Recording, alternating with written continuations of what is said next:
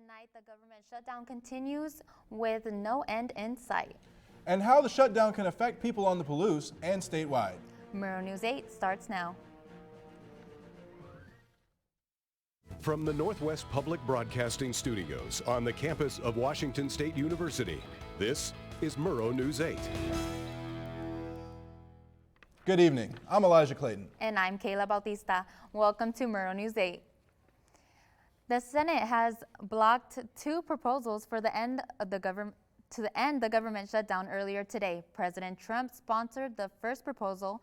It asked for $5.7 billion for a border wall, plus changes in the current immigration law.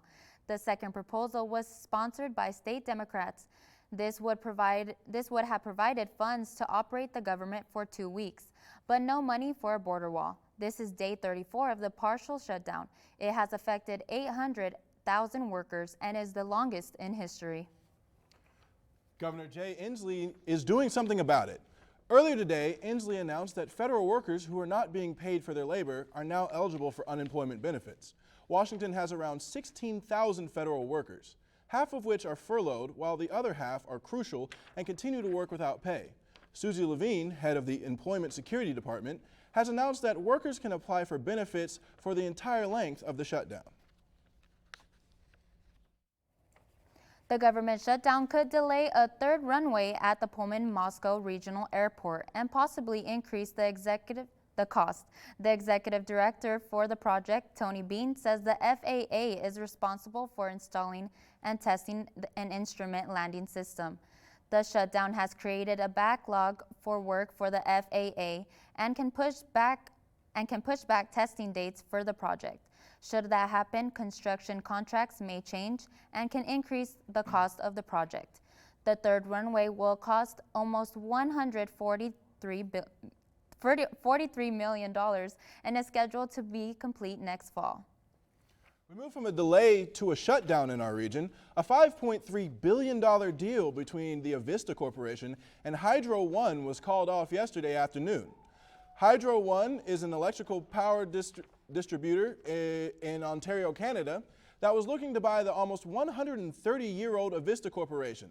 According to Avista Chairman and Chief Executive Scott Morris, Hydro One represented an extraordinary opportunity to join with a larger utility company. Morris looked to keep Avista's Spokane roots and a high level of self-government, all while merging with the bigger company. The deal was shut down by the Idaho Public Utilities Commission, who said the sale would violate state law. When we come back, a story about a Moscow teen that caused chaos with the car. And find out why officials are asking people to get vaccinated. That's coming up next when Murrow News 8 continues.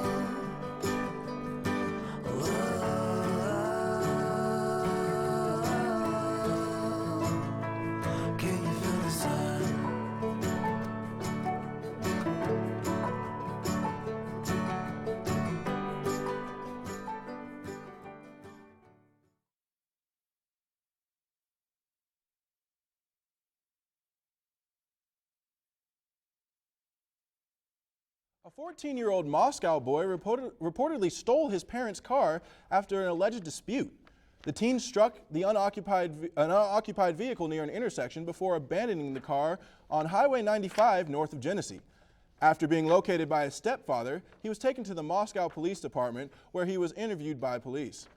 The teen was already on juvenile probation and was sent to the Juvenile Detention Center in Lewiston.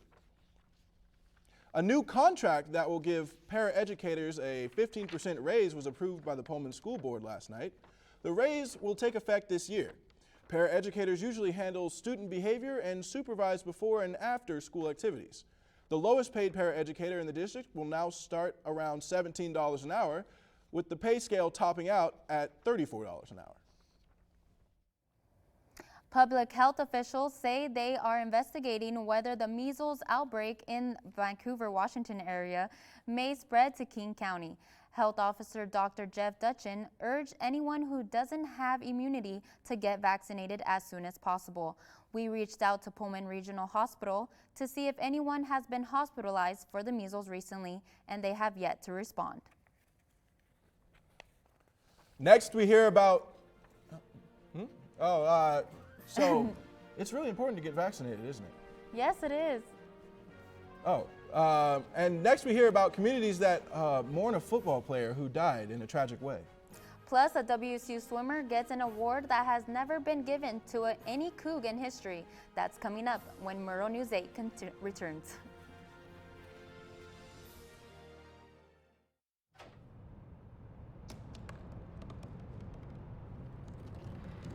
They said I couldn't dream.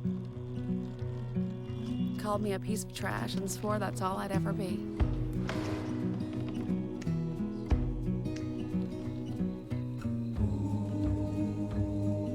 Said a bottle couldn't see the ocean.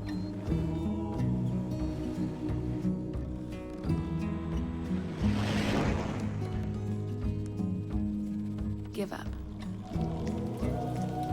Go back to the dumpster. But I didn't listen. I made my way.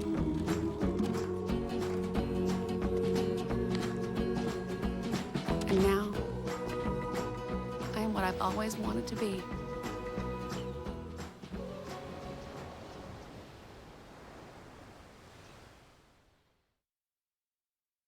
Welcome back to the show. I'm Noah Schmick with your sports updates. Tonight, we start off our sports segment with some sad news. On Tuesday, 22-year-old University of Montana football player Andrew Harris was found dead in his Missoula home. Police are currently investigating his death as a suicide. Harris would have been entering his senior year in the fall of 2019 with the Grizzly football team. Our thoughts and prayers go out to the Harris family and friends.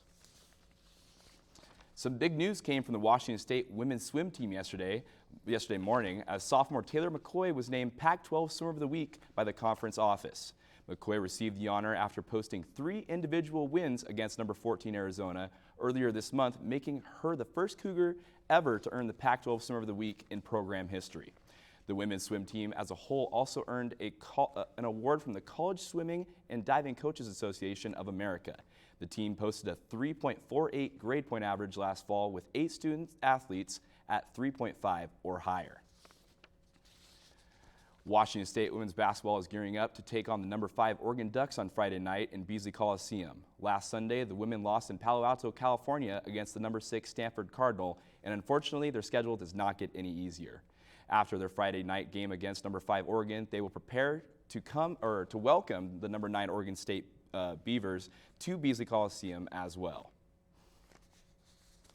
Now on to the men's side of things. The Washington State men's basketball team plays tonight at 8 p.m. in Corvallis against the Oregon State Beavers.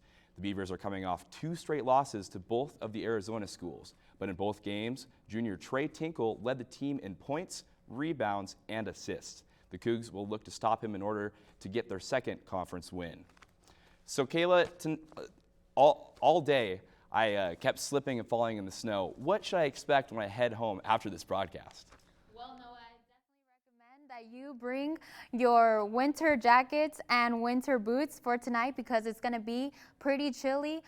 We got a low of 31 and a high of 38, and it might be a little chilly tonight with winds at about 5 miles per hour. Looking at tomorrow, we are gonna have, it's gonna be a pretty cloudy day as well, a high of 30. Might be a little chilly tonight with the winds of 10 miles per hour. Looking at the state forecast for today, Eastern Washington was pretty cloudy. Yakima got to see some sun. Looking on Western Washington, Seattle, Olympia, they were pretty in the mid-high 40s and low 30s. It's going to be pretty cloudy this weekend. For 5-day weather forecast, it's going to be cloudy pretty much all weekend and in the mid 40s. For Sunday and Monday, it's going to be pretty. You're going to see some sun, though, even though it might be cloudy. But back to you. We'll see when we continue. Was I too late or too early? Coming out, find out why a WSU student invented to help the elderly. Okay. I'm one unlucky guy. The chance of being involved in a robbery is 1 in 757. The chances of being struck by lightning. 1 in 750,000. Please fasten your seatbelts for unexpected turbulence. The chances of being a victim in an airline crash? 1 in 29 million. Hey, could I get some peanuts? The chances of being involved in a car crash are far greater than lightning strikes and plane crashes. And if you are texting while driving, your risk of crash increases 23 times. Now, I may be an unlucky guy, but I don't have to be part of that statistic, and neither do you. Drive responsibly.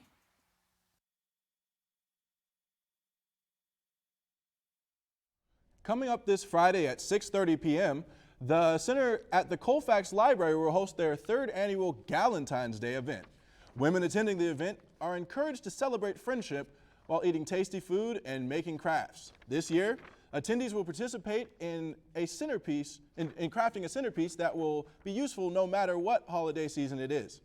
There is a $25 class fee and space is limited.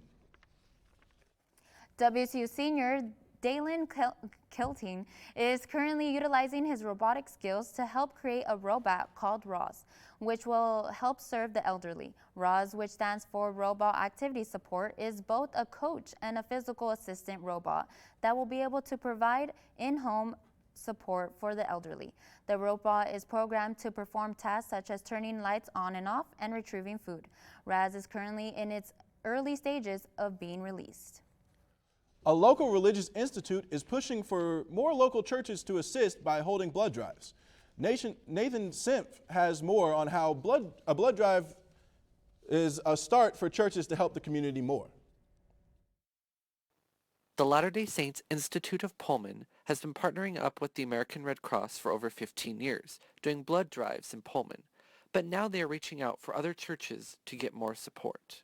I'd love to partner with other churches in the area, but I hope that that wouldn't hold anyone back. It's just a wonderful experience that you can provide your group by inviting the Red Cross to come over and do a blood drive. The Institute expresses that students gain a sense of service when they do blood drives like this. When they donate blood, it is counted as an hour of community service. The Institute also wants to carry out its mission by helping the community any way they can through their students. It's providing an experience for my students to give back to the community and to feel like they have contributed in a positive way to helping those in need.